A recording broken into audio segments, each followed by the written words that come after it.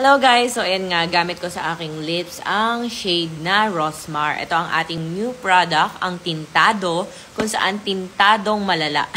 Ayan, tapos kapag pink naman, ito naman ay nut-nut. So ayan, papakitaan ko kayo ng effects niya.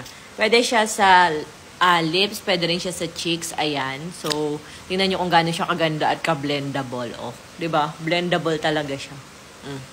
Tapos ito pa yung kagandahan. Pwedeng yung pink or yung shade na nut-nut sa pisngin nyo, sa lips nyo naman is red. At ito namang shade natin na rose tan or yung brown as ang inyong pang-contour. Ayan, pang-contour naman to. Tingnan nyo guys, kung gaano siya ka-blendable.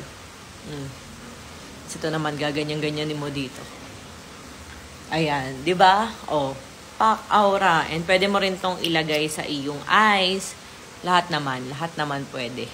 Ayan.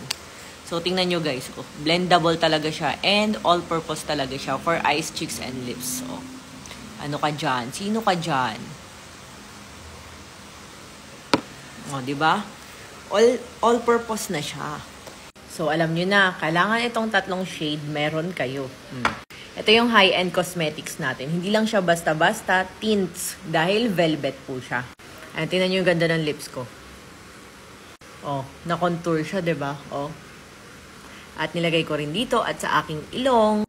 At ang aking blush on naman, ginamit ko naman is nut-nut. And nag-swatch din ako sa aking legs para makita nyo. Ulitin ko, ito ang shade na nut-nut, rose tan, and Rosmar. Next week na po lalapag ang ating Tintado by Rosmar. Napakaganda. At take note, transfer proof po siya. At napaka long lasting. Pigmented malala.